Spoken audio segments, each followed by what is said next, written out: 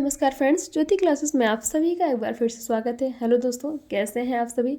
I hope आप सभी बहुत ही अच्छे होंगे, स्वस्थ होंगे और स्टडी भी कंटिन्यू कर रहे होंगे। तो चलिए चलते हैं हमारे आज की मॉर्निंग की क्लास की तरफ। सभी को सुप्रभात, गुड मॉर्निंग। और देखते हैं आज के दिन क्या है कुछ खास। तो आज है फ्रेंड्स हमारा 6 मार्च और 6 मार्च की हम एक बार हिस्ट्री देख लेते हैं कि 6 मार्च को हम किस डे के रूप में सेलिब्रेट करते हैं। तो फ्रेंड्स जो हमारा 6 मार्च है, आज के दिन हम 4 प्रमुख दिवस के रूप में मनाते हैं। वो 4 प्रमुख दिवस कौन कौन से देखते हैं। राष्ट्रीय पोशाक दिवस, नेशनल फ्रोजन फूड डे, राष्ट्रीय दंत चिकित्सक डे और साथ ही साथ फ्रेंड्स आज हम राष्ट्रीय ओरिया डे के रूप में सेलिब्रेट करते हैं। तो फ्रेंड्स ये तो थी हमारी 6 मार्च की हिस्ट्री कि हम 6 मार्च को किस डे के रूप में जानते हैं। आई होप आज की हिस्ट्री आपको पता लग गई होगी। अब चलते हैं हमारी होम साइंस की क्लास की तरफ। जैसा कि आप सभी जानते हैं, इस चैनल पर हम कर रहे हैं होम साइंस की सीरीज और उस सीरीज़ में हम कर रहे हैं क्लास 6 से 12 तक की पढ़ाई। और ये जो हम क्लास 6 से 12 तक की पढ़ाई कर रहे हैं ना फ्रेंड्स, इसका हमारा एक ही उद्देश्य है कि एक बार आप अपना होम साइंस सिलेबस अच्छे से कंप्लीट कर लीजिए, अच्छे से डिटेल में पढ़ लीजिए, ताकि कोई भी होम साइंस से रिलेटेड एग्ज़ाम किसी भी स्टेट में निकलता है, आप किसी भी एग्ज़ाम को क्लियर करने के लिए अपने आप को वेल प्रिपेयर्ड पाएँ। तो आई होप आपको जो ये सीरीज़ हमने स्टार्ट की है ये अच्छी लग रही होगी। और हाँ, मुझे ये बताते हुए भी अच्छा लग रहा है कि हमने अभी जो ये सीरीज़ स्टार्ट की है ना फ्रेंड्स, इसने क्लास 6 से 8 तक की पढ़ाई को कंप्लीट कर लिया है। हम अभी कर रहे हैं क्लास 9। तो आप सभी से रिक्वेस्ट है, अगर अभी तक आपने हमारी उन वीडियोज़ को नहीं देखा है तो प्ले लिस्ट में जा करके वहाँ से आप उन वीडियोज़ को वॉच आउट करके अपने कॉन्सेप्ट क्लियर कर सकते हैं। क्योंकि हमने क्लास 6 से 8 तक की जितनी पढ़ाई की है ना, उसको सबको बहुत ही डिटेल में किया गया है, जिससे कि हर एक चीज़ें आपको पॉइंट टू पॉइंट समझ में आएंगी। तो जा करके प्लेलिस्ट में आप वीडियो वॉच करके अपने कॉन्सेप्ट क्लियर कर सकते हैं और जुड़ सकते हैं ऐसी इंटरेस्टिंग वे से पढ़ाई करने के लिए हमारे साथ। और हाँ, अगर चैनल पर नए आए हैं तो प्लीज़ चैनल को सब्सक्राइब कर लीजिए, बेल आइकन प्रेस कीजिए, जिससे जब भी वीडियोज़ अपलोड होती है आपके पास नोटिफिकेशन पहुँचे और आपकी पढ़ाई कंटिन्यू हो सके। और साथ ही साथ इस वीडियो को अपने दोस्तों के साथ भी शेयर कीजिए, क्योंकि मैं चाहती हूँ हमारे जितने भी होम साइंस के लर्नर्स हैं उन सभी की पढ़ाई अच्छे से हो सके और वो सारे ही इस सीरीज के माध्यम से जुड़ सके। तो चलिए चलते हैं हमारी आज की क्लास की तरफ कि आज हम क्या करने वाले हैं फ्रेंड्स। तो आज हमारा जो आज का टॉपिक होने वाला है, क्लास 9 की हम पढ़ाई कर रहे हैं, उसमें आज जो टॉपिक है वो है पर्यावरण प्रदूषण का जनजीवन पर प्रभाव। It means effect of environmental pollution on public life. तो ये आज हम कवर करने वाले हैं कहाँ, हमारी होम साइंस की क्लास में चैप्टर 8 के माध्यम से। तो ये तो है हमारा चैप्टर 8। और चैप्टर 8 में हम बेसिकली पढ़ने क्या क्या वाले हैं, एक बार आप इसको देख लीजिए। इस पूरे चैप्टर में फ्रेंड्स हम पढ़ेंगे पर्यावरण का अर्थ एवं परिभाषा, पर्यावरण का वर्गीकरण देखेंगे, पर्यावरण प्रदूषण का अर्थ देखेंगे, वायु प्रदूषण क्या है, जल प्रदूषण क्या है, मृदा या भूमि प्रदूषण क्या है, साथ ही साथ हम ध्वनि प्रदूषण के बारे में भी जानेंगे। इट मीन्स ये जो हमारा पूरा चैप्टर है पर्यावरण प्रदूषण का जनजीवन पर प्रभाव, उसमें हम ये सारे ही प्रदूषणों के बारे में जानने वाले हैं। आई होप आपको एक बार ओवरव्यू मिल गया होगा कि इस पूरे चैप्टर में हम करने क्या वाले हैं। तो स्टार्ट करते हैं। हमारा जो फर्स्ट पॉइंट है पर्यावरण का अर्थ एवं परिभाषा से हम स्टार्ट करते हैं। तो देखते हैं कि पर्यावरण का अर्थ एवं परिभाषा, आप ये ऊपर देख पा रहे होंगे कुछ लिखा हुआ है, तो ये इतना इम्पोर्टेंट नहीं है। यहाँ से स्टार्ट करती हूँ मैं। पर्यावरण का अर्थ एवं परिभाषा। पर्यावरण शब्द हिंदी भाषा के 2 शब्दों परि तथा आवरण से मिलकर बना है। आपको पता होना चाहिए कि पर्यावरण जो शब्द है वो हिंदी भाषा के 2 शब्द, वो 2 शब्द कौन कौन से, परि तथा आवरण। परि शब्द का क्या अर्थ होता है, परि शब्द का अर्थ होता है चारों ओर, तथा आवरण का अर्थ है ढकने वाला या घेरने वाला। अर्थात पर्यावरण का शाब्दिक अर्थ हुआ चारों ओर से ढकने वाला या घेरने वाला। अतः इस संसार में पर्यावरण के बारे में विभिन्न विद्वानों द्वारा विभिन्न मत दिए गए, यानी कि विभिन्न विद्वानों ने अलग अलग टाइप के जो हमारे वैज्ञानिक हैं उन्होंने अपने अलग अलग राय दी है। अब देख लेते हैं उसमें से प्रमुख वैज्ञानिक जिसबर्ड के अनुसार, जो जिसबर्ड हैं बर्ट हैं, उनके अनुसार क्यों पर्यावरण को किस नज़र से देखते हैं। पर्यावरण वह है जो एक वस्तु को चारों ओर से घेरे हुए है तथा उस पर प्रत्यक्ष प्रभाव डालता है। ये कौन कहता है, जिसबर्ड कहते हैं। रॉस के अनुसार देख लेते हैं, पर्यावरण ऐसी बाहरी शक्ति है जो हमें प्रभावित करती है। क्वेश्चन आपसे पूछ लिया गया कि पर्यावरण ऐसी बाहरी शक्ति है जो हमें प्रभावित करती है, ये स्टेटमेंट किसका है, तो आप किसका बताएंगे, रॉस का। तो ये हमने देखा, पर्यावरण की परिभाषा देख ली, पर्यावरण का अर्थ देख लिया कि पर्यावरण कहते किसको है, उसकी परिभाषा देख ली। अब पर्यावरण का वर्गीकरण देख लेते हैं। व्यक्ति को छोड़कर से जो कुछ भी उसके आसपास है वह उसके लिए पर्यावरण है, अतः व्यक्ति अध्ययन के लिए इसका वर्गीकरण आवश्यक है। सामान्यतः संपूर्ण पर्यावरण को 3 वर्गों में विभाजित किया गया है। आप इसको स्टार मार्क करिए, इंपॉर्टेंट है ये, कि जो इसका संपूर्ण पर्यावरण है इसको 3 वर्गों में विभाजित किया है। वो 3 वर्ग कौन कौन से हैं? प्राकृतिक अथवा भौगोलिक पर्यावरण, सामाजिक पर्यावरण और सांस्कृतिक पर्यावरण। तो प्राकृतिक अथवा भौगोलिक पर्यावरण देख लेते हैं कैसे। प्राकृतिक पर्यावरण के अंतर्गत जलवायु, मौसम, वनस्पति, पृथ्वी, वायु, पेड़ पौधे, भौगोलिक दशाओं तथा समस्त जीव जंतुओं को सम्मिलित किया गया है। यानी कि जो हमारे प्राकृतिक पर्यावरण है उनके अंतर्गत क्या क्या आता है? जलवायु आता है, मौसम आता है, वनस्पति आती है, पृथ्वी, वायु, पेड़ पौधे, ये सभी किसके अंतर्गत आते हैं? भौगोलिक वातावरण के अंतर्गत आते हैं। अब देखते हैं, मनुष्य जीवन पर प्राकृतिक पर्यावरण का सर्वाधिक प्रभाव पड़ता है। तो ये आपने देख लिया कि जो प्राकृतिक अथवा भौगोलिक पर्यावरण के बारे में हमने देखा। नंबर 2 है हमारा सामाजिक पर्यावरण, देख लेते हैं। सामाजिक पर्यावरण के अंतर्गत परिवार, पड़ोस, रिश्ते नाते, खेल, साथी, समुदाय, विद्यालय, समाज एवं उनके प्रभावों को सम्मिलित किया गया। तो आपसे पूछ लिया जा सकता है क्वेश्चन में कि सामाजिक पर्यावरण के अंतर्गत कौन आता है, तो आपके जो है ये परिवार भी आते हैं, पास पड़ोस भी आते हैं, रिश्ते नाते भी आते हैं, खेल, साथी, समुदाय, विद्यालय भी आते हैं। अब जो हमारा तीसरा वर्गीकरण किया गया है सांस्कृतिक पर्यावरण का, उसको हम देख लेते हैं। मानव निर्मित वस्तुओं का विस्तृत रूप तथा परिवेश सांस्कृतिक पर्यावरण है, जिसमें भौतिक तथा अभौतिक वस्तुओं को सम्मिलित किया जाता है। सांस्कृतिक पर्यावरण के भौतिक घटक में आवास, औद्योगिक संस्थान, उपयोग के उपकरण एवं वस्तुओं तथा मशीनें आदि सम्मिलित होती हैं, तथा अभौतिक घटक में धर्म, संस्कृति, भाषा, लिपि, कानून, रूढ़ि एवं प्रथा आदि को सम्मिलित किया जाता है। तो यहाँ पे ये देखिए थोड़ा सा इम्पोर्टेंट है, भौतिक में कौन कौन से आते हैं? आवास आ जाते हैं, औद्योगिकी यानी कि जो फैक्ट्रीज हैं, इंडस्ट्रियल, वो आ जाता है, उपयोग के उपकरण एवं मशीनें तथा वस्तुएं शामिल होती है, और जो हमारा अभौतिक घटक होता है उसमें धर्म, संस्कृति, भाषा, लिपि, कानून, रूढ़ि एवं प्रथा आदि को सम्मिलित किया गया। तो आपको ये जो हमारा भौतिक और अभौतिक पर्यावरण है ये आपको पता होना चाहिए कि इनके अंतर्गत क्या आता है। आई होप ये आपको समझ में आया होगा पर्यावरण का वर्गीकरण। अब नेक्स्ट टॉपिक हम देख लेते हैं, पर्यावरण प्रदूषण का अर्थ। It means meaning of environmental pollution के बारे में हम जानेंगे। पर्यावरण एक प्रकृति प्रदत्त कारक है जिसमें विभिन्न घटक परस्पर संतुलन में होते हैं। प्राकृतिक पर्यावरण में उपस्थित विभिन्न घटकों अथवा तत्वों के संतुलन में वह बदलाव जिसका मानव जीवन पर प्रतिकूल प्रभाव पड़ता है पर्यावरण प्रदूषण कहलाता है। पर्यावरण प्रदूषण पर्यावरण के विभिन्न क्षेत्रों, वायु, जल, ध्वनि, मृदा, भूमिगत स्रोत आदि को प्रभावित करता है। पर्यावरण प्रदूषण को सामान्य रूप से निम्नलिखित वर्गों में विभाजित किया गया है।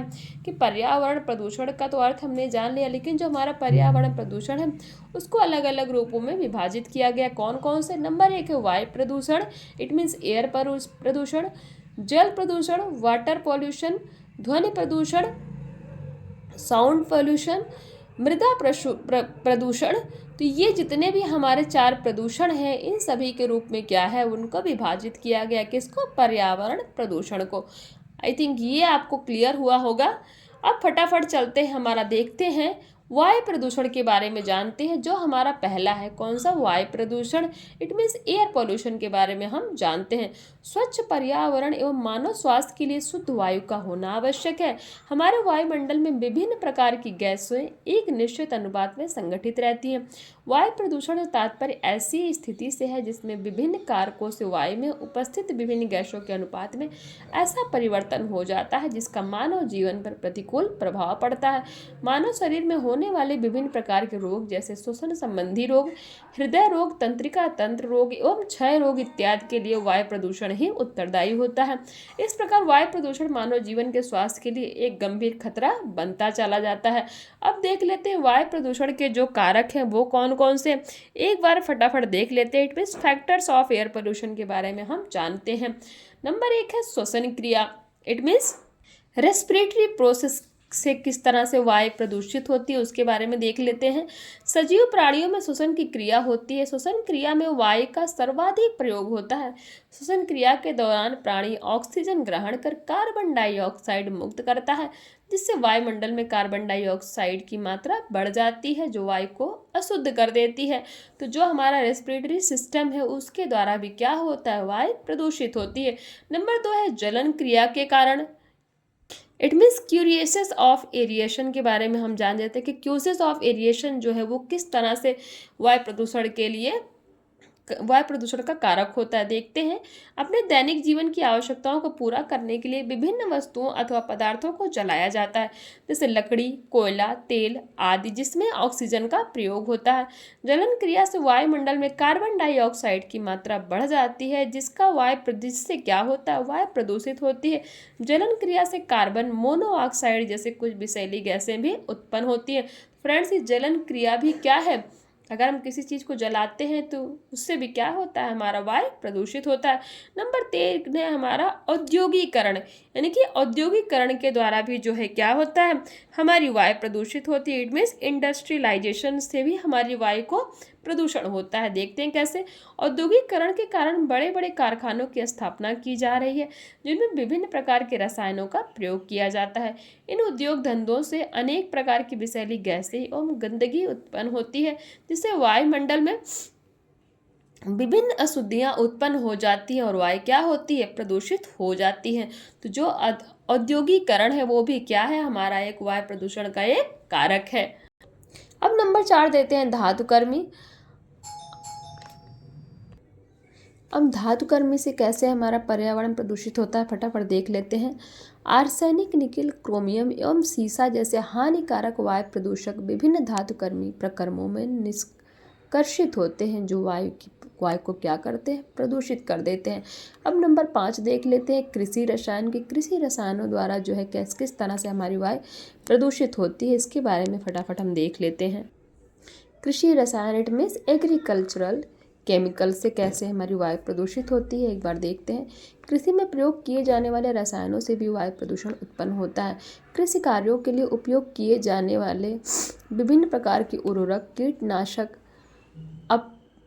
अपतृणनाशी व कवकनाशी इत्यादि पदार्थ वातावरण में कार्बनिक फास्फेट, क्लोरीन युक्त हाइड्रोकार्बन्स, आर्सेनिक तथा सीसा इत्यादि वातावरण में पहुंचाते हैं तथा वायु को प्रदूषित करते हैं। तो जो कृषि रसायन है हमारा, वो भी क्या है, हमारा वायु प्रदूषण का एक प्रमुख कारक है। नंबर 6 देख लेते हैं रेडियोधर्मी पदार्थ की। रेडियोधर्मी पदार्थ को हम किस नाम से जानते हैं, रेडियो एक्टिव सब्सटेंस के नाम से हम रेडियोधर्मी पदार्थ को जानते हैं। तो देखते हैं कि जो हमारा रेडियो एक्टिव सब्सटेंस है वो किस तरह से वायु को प्रदूषित करता है। विभिन्न प्रकार के परमाणु परीक्षणों से रेडियोधर्मी पदार्थ वातावरण में पहुंचते हैं तथा वायु प्रदूषण में वृद्धि करते हैं। वनों तथा वृक्षों का काटा जाना, यानी कि जब पेड़ और पौधे को जो ज़्यादा से ज़्यादा लोग काट दे रहे हैं, इंडस्ट्री बना रहे हैं, वहाँ पे घर बना रहे हैं, वो भी क्या है, हमारा एक वायु प्रदूषण का एक प्रमुख कारक है। वन और पेड़ पौधे वातावरण की शुद्धता को प्राकृतिक कारक हैं। वृक्ष पेड़ पर्यावरण से कार्बन डाइऑक्साइड लेकर ऑक्सीजन निष्कर्षित करते यानी कि छोड़ते हैं, जिससे वायु में ऑक्सीजन की मात्रा कम नहीं होती। वृक्षों तथा वनों को काटने से प्रकृति तथा वायुमंडल में असंतुलन हो जाता है और वायुमंडल में उपस्थित ऑक्सीजन की मात्रा में कमी होने लगती है तथा कार्बन डाइऑक्साइड एवं कार्बन मोनोऑक्साइड जैसी जहरीली गैसें में वृद्धि होती है। इस प्रकार वायु क्या होती है, प्रदूषित हो जाती है। अब देख लेते हैं यातायात एवं परिवहन के साधन के द्वारा भी क्या है, वायु प्रदूषित होती है। फटाफट देखते हैं।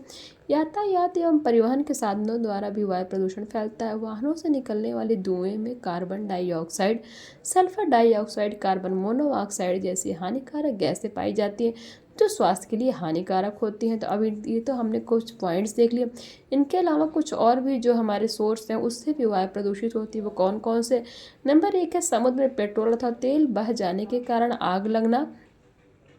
नंबर 2 ओजोन मंडल में परिवर्तन होने के कारण। और नंबर 3 वनों में आग लगने से। तो ये भी हमारे जो कुछ सोर्स हैं इनसे भी हमारी वायु क्या होती है फ्रेंड्स, प्रदूषित होती है। तो ये तो हमने जाने किसके बारे में, वायु प्रदूषित प्रदूषण के कारक के बारे में जाने कि कौन कौन से ऐसे वो पॉइंट्स हैं जिसके माध्यम से हमारी वायु प्रदूषित होती है। आई होप आपको ये वायु प्रदूषण वाला जो कॉन्सेप्ट है ये क्लियर हुआ होगा। नेक्स्ट टॉपिक हमारा जो है देखते हैं कि वायु प्रदूषकों का प्रतिकूल प्रभाव किस तरह से पड़ता है।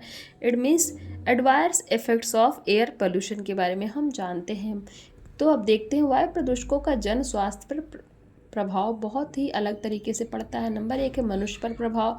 मनुष्य पर प्रभाव किस तरह पड़ता है देखते हैं। नंबर 1 नाइट्रोजन के ऑक्साइड, इसके कारण फेफड़ों का कैंसर, इन्फ्लुएंजा की प्रतिरोधक शक्ति का ह्रास होता है।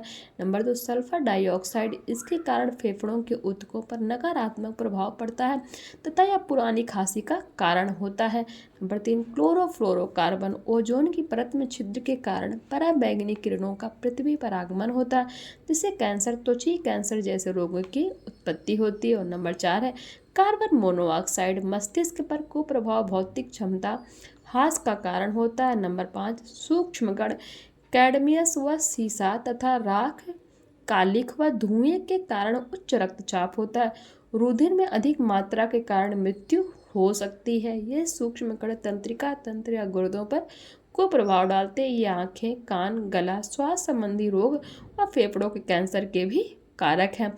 तो ये जो कुछ गैसें हैं और कुछ ये हमने सूक्ष्म कण देखे, इन सभी कार्बन मोनोऑक्साइड देखा, ये सभी क्या है फ्रेंड्स, मानव जीवन पर क्या करते हैं, प्रतिकूल प्रभाव डालते हैं। तो मनुष्य पर किस तरह से जो है वायु प्रदूषण का प्रभाव पड़ता है वो हमने देख लिया।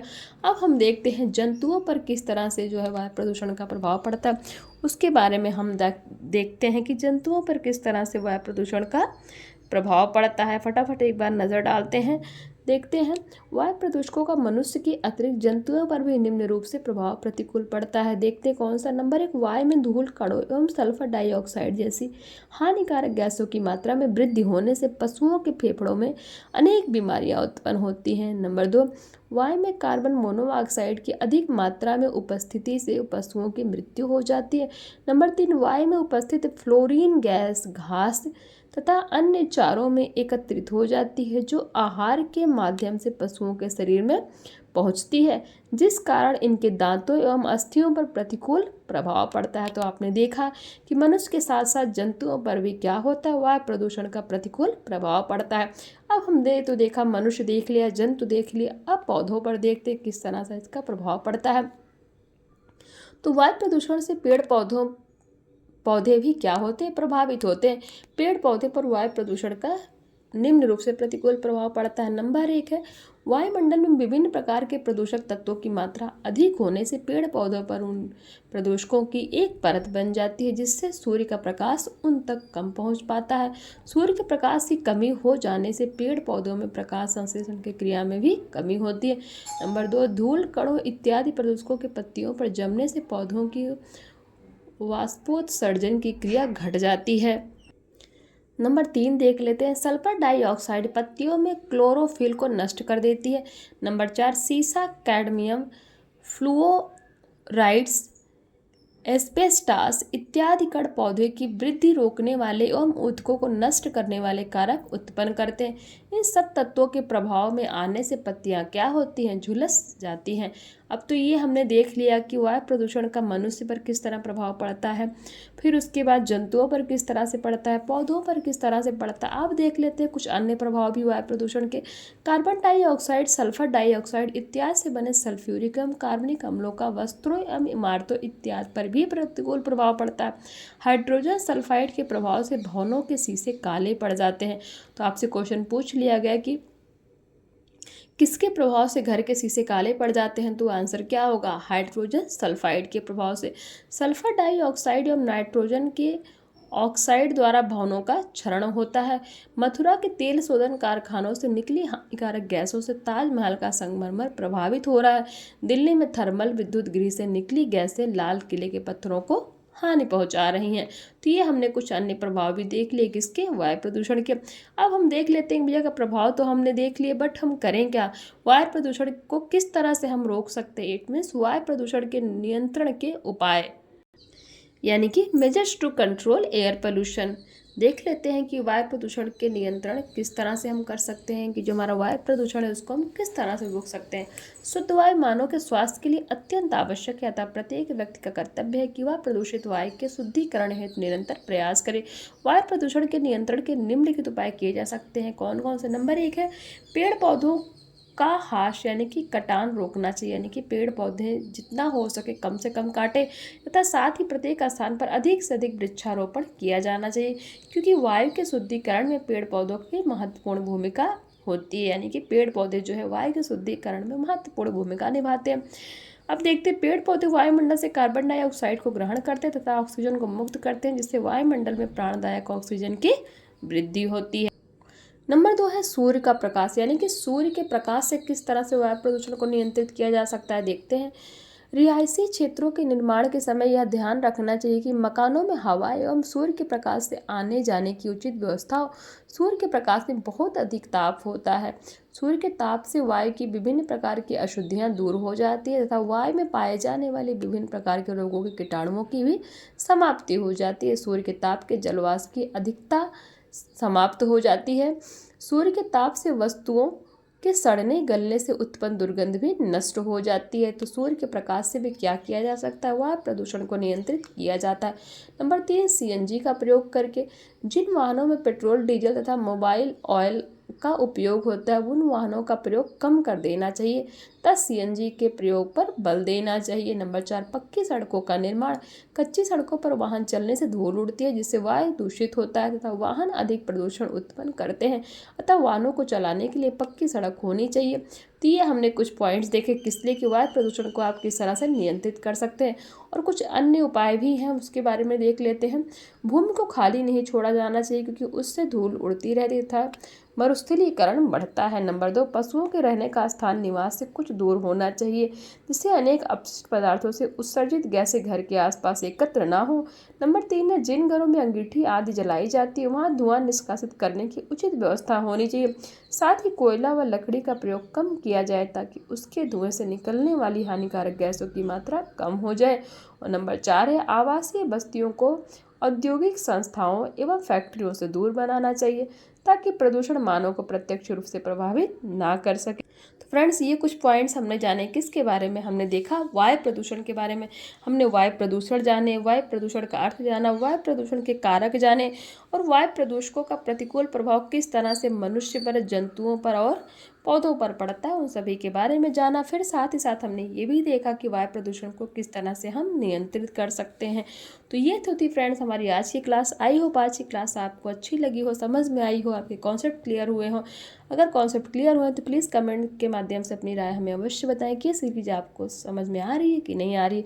तो चलिए चलते हैं, हमारी मिलते हैं आज की इवनिंग की क्लास की तरफ। तब तक के लिए जय हिंद, नमस्कार। हंसते रहिए, मुस्कुराते रहिए, एक दूसरे की हेल्प करते रहिए।